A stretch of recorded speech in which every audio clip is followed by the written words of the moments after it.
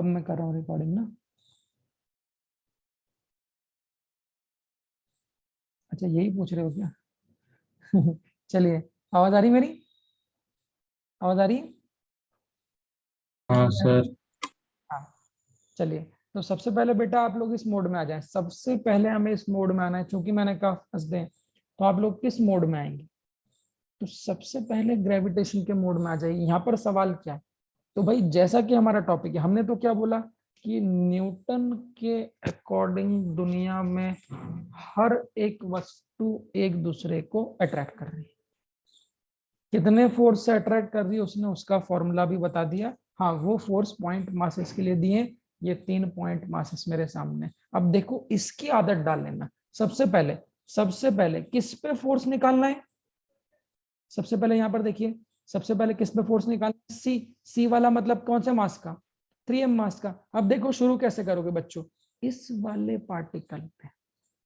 अगर मैं सी वाले पार्टिकल पे बात करूं, गौर करना, तो सी वाले पार्टिकल पे कौन कौन फोर्स लगाएगा? शुरू ऐसे करोगे स्टेप 1 में, तभी सब लोग सीखेंगे। तो इस सी वाले पार्टिकल पे कौन कौन फोर्स लगाएगा? एक तो बी वाला पार्टिकल फोर्स लगाएगा, बोलो। और कौन सा पार्टिकल फोर्स लगाएगा? और ए वाला पार्टिकल फोर्स लगाएगा। तो ये भी फोर्स लगाएगा, बी वाला भी और ए वाला भी। और सारे फोर्स कैसे होंगे? अब देखो, ये बी वाला पार्टिकल इस सी वाले पार्टिकल क्या करेगा? बी और सी के बीच फोर्स कैसा लगेगा? बी और सी के बीच फोर्स कैसा लगेगा? क्यों बेटा? ग्रेविटेशन। न्यूटन के अकॉर्डिंग फोर्स कैसा होता है? अट्रैक्टिव होता है, कंपल्सिव होता है? अट्रैक्टिव। अट्रैक्टिव। अगर बी और सी के बीच अट्रैक्टिव। बात करूंगा, तो देखो बी वाला सी वाले को अपनी ओर बुलाएगा, एरो देखना। बी वाला सी वाले को अपनी ओर बुलाएगा, और जो सी वाला है वो बी वाले को क्या करेगा? उन दोनों के बीच फोर्स कैसा होगा? अट्रैक्टिव। तो बी और सी के बीच ये फोर्स कैसा होगा? अट्रैक्टिव होगा। ऐसे ही क्या यही फोर्स ए और सी के बीच भी होगा? यही फोर्स ए और सी के बीच भी होगा। अगर ए और सी की बात करें, देखो यहाँ पर क्या क्या बच्चे गलती करते देखना। अब बहुत से लोग क्या करते हैं, ए और बी के बीच भी निकालने लग जाते हैं। पूछा किस पे? फर्स्ट क्वेश्चन ध्यान देना, पूछा किस पे है? सी पे। जिस पे पूछा है हम सिर्फ उसी की बात करते हैं। नहीं तो न्यूटन के अकॉर्डिंग तो सब अट्रैक्ट करेंगे। ए और बी के बीच भी होगा, बी और सी के बीच भी होगा, ए और सी के बीच भी होगा। तो ऐसे तो बहुत सारे निकाल सकते हो आप, बट हमें सिर्फ उनके बीच फोर्स की बात करनी है जिस पर पूछा है। तो अगर मैं सी वाले की बात करूं, तो सी वाले को कौन कौन अट्रैक्ट करेगा? तो बी वाला भी अट्रैक्ट करेगा अपनी ओर, और इस सी वाले को ए वाला भी क्या करेगा? ए वाला भी क्या करेगा? ए वाला भी अपनी ओर अट्रैक्ट करेगा। ऐसे ये सी वाला भी ए वाले को करेगा, बट इस पे तो पूछा नहीं, तो इसको मिटा दूं। इस पे तो पूछा नहीं, तो इसको मिटा देता हूं। अभी 2-3 देखना, फिर रिजल्टेंट के धीरे धीरे हम लोग बात आगे करेंगे। तो इसको मैंने मिटा दिया। यहाँ पे नॉर्मल हमारी एक लाइन बना दी।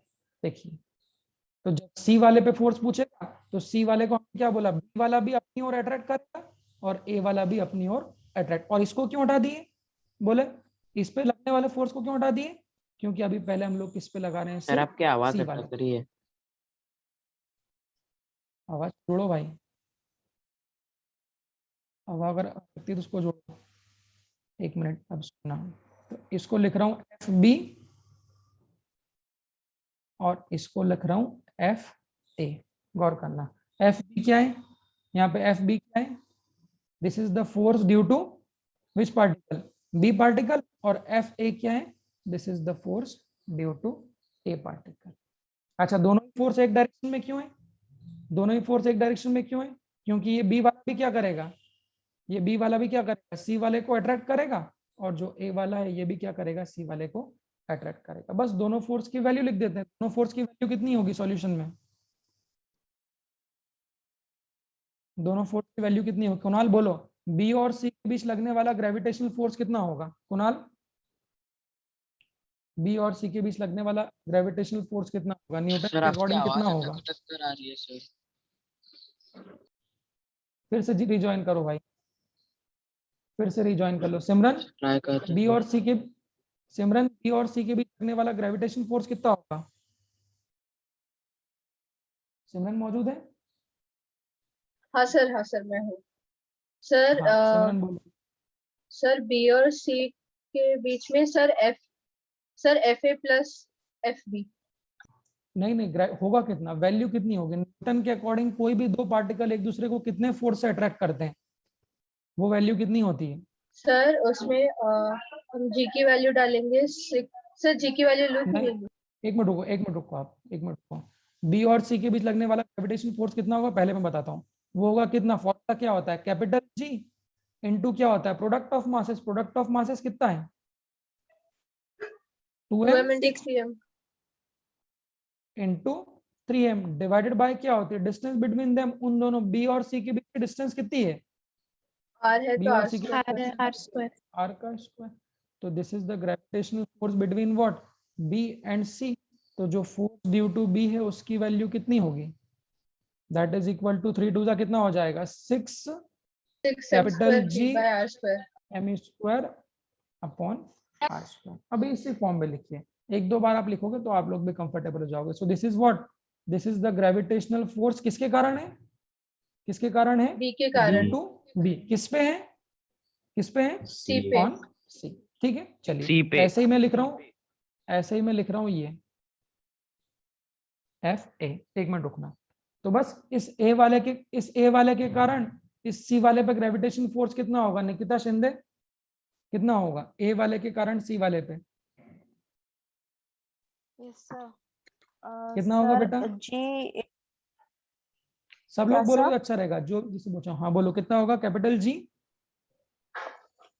Capital G into M into 3m upon 2r square, 2r का होल हाँ square. In product of masses. Product of mass कितना है, ए का मास कितना है m और सी का मास कितना है 3m। तो प्रोडक्ट ऑफ मासेस रिजल्टेंट का खेल है, डिवाइडेड बाय डिस्टेंस। डिस्टेंस कितनी होगी बच्चों, तो ए और सी के 2r का बीच होल की स्क्वायर। डिस्टेंस कितनी है, 2r का होल स्क्वायर। बिल्कुल ठीक है, इसको नीचे कर देता हूँ। इसको सॉल्व करेंगे तो कितना होगा, तो force due to A sir will be, हाँ 3 CY कैपिटल स्क्वायर का जी। सर R स्क्वायर ही आएगा ना। डिस्टेंस कितनी होगी बेटा, ए और सी के बीच की डिस्टेंस कितनी होगी, 2R। ए और सी के बीच लिख रहे हैं ना। तो भाई मैं लिख रहा हूँ क्या, ए के कारण सी वाले पे फोर्स। तो ए और सी के बीच की डिस्टेंस कितनी है, 2r है ना। तो यहाँ पे कितना आएगा, 2r का होल स्क्वायर। ठीक है भाई, ठीक है। तो ये कितना आ जाएगा, 4r का होल स्क्वायर। यहाँ पे लिख दीजिए, this is what, force on C किसके कारण, ड्यू टू बी। ये भी क्या है, फोर्स ऑन सी किसके कारण, ड्यू टू।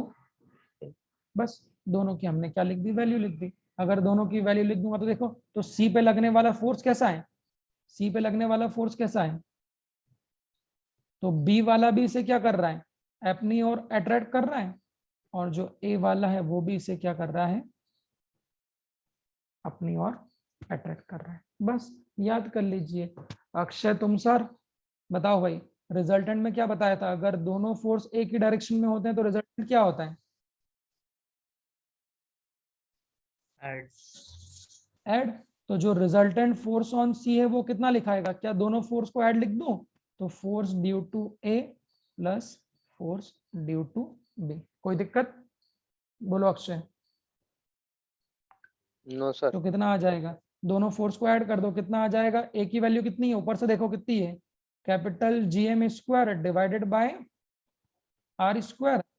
और सॉरी, बी की वैल्यू, ए की वैल्यू कितनी है, नहीं ये ए की वैल्यू है, अरे यार ये बी की वैल्यू है, ए की वैल्यू कितनी है 3 GM² अपॉन 4 R स्क्वायर। बस इसको सॉल्व कर लो, कितना है सॉल्व करने पे, सॉल्व करने पे कितना आएगा, किसको कॉमन ले सकते हैं, किसको कॉमन ले सकते हैं, क्या capital GM² upon GM square R square को कौन? कॉमन ले लूं, R स्क्वायर हाँ कॉमन सर। ले लूं, तो यहाँ कितना बचेगा 6 + 3/4। इसका एलसीएम ले लो, कितना आएगा, 6 + 3/4 का एलसीएम ले लो, कितना आएगा भाई, 27/4। 27/4। 24 27/4। तो resultant force will be 27/4 into GM² upon R square. बोलो बच्चों ये किसकी वैल्यू है, एक बार इसको बोलिएगा, ये किसकी वैल्यू, किस पे फोर्स है? This is force C on पे। सी, किसके कारण? Due to A both and B. A and B. शब्दों में जरूर बोलिएगा, तभी शुरुआत के 1-2 दिन आप उस चैप्टर के मोड में आएंगे। बहुत आसान है, 2-4 क्वेश्चन कर लोगे तो आपको लगेगा करना क्या है, बस एक दूसरे को अट्रैक्ट तो करवाना है और टोटल फोर्स लगवाना है, बस यही हमें यहाँ पे बात करनी है। देखिए बच्चों, अभी आगे अब मैं आपसे पूछूंगा, तो जब इस सी की बात करी तो इस सी पे बी और ए ने दोनों ने लगा दी, बस सबके फोर्स लगाइए, रिजल्टेंट को फॉलो करिए और टोटल फोर्स निकाल लीजिए। फिर मैं आपसे पूछता हूँ, अभी पहले लिख लो, थोड़ा अभी समझने पे फोकस करना, अगर लिखने में कुछ छूट भी गया है तो कोई दिक्कत वाली बात नहीं है बच्चों, मैं आप लोगों को नोट्स सेंड करूंगा, उससे इत्मीनान से आराम से लिख लीजिएगा, बट जल्दीबाजी में ऐसा ना हो समझ में ना आए, तो बेसिक पकड़ना जरूरी है। चलिए, अब दिव्या बोरबले, दिव्या बोरबले, माइक पे आओ भाई। Yes sir. आसान है, ये मैंने किस पे बोला, सभी में रिजल्ट यही लगाना है, ये मैंने किस पे निकाला, सी। अगर बेटा मैं बोलूं ए वाले, ए वाले, ए वाला पार्टिकल लाओ, हमने बोला ए वाला पार्ट, अब इस ए वाले को कौन कौन अट्रैक्ट करेगा? बी एंड सी। अब देखो बताओ बुक में क्या बोलते हैं, अगर बुक आप लोग पढ़ोगे, कोई भी बुक पढ़ते हैं तो वहां पे वो लिखते हैं प्रिंसिपल ऑफ सुपरपोजिशन, उसको कितने मुश्किल तरीके से लिखते हैं, वो बोलते हैं principle of superposition of resultant. हमको क्या मतलब है उससे यार? एक बात बताओ, क्लास में 50 बच्चे बैठे हैं, उसको ऐसा लीजिएगा, क्लास में 50 बच्चे बैठे हैं, न्यूटन के अकॉर्डिंग तो वो सभी 50 एक दूसरे को अट्रैक्ट कर रहे हैं, बोलो हाँ, सहमत हो? अब कोई सर अब कोई फलाने व्यक्ति मान लो, कोई एक व्यक्ति मान लो 50 में से कोई एक व्यक्ति कुणाल चंदन को पकड़ लिया, उसने आपसे पूछ लिया कि कुणाल पे कितना फोर्स लग रहा है, तो आप क्या करोगे? न्यूटन के अकॉर्डिंग सभी अट्रैक्ट कर रहे हैं, तो अगर 50 में से कुणाल एक बच्चे पे पूछा है तो उस एक बच्चे पे कितने लोग टूट पड़ेंगे?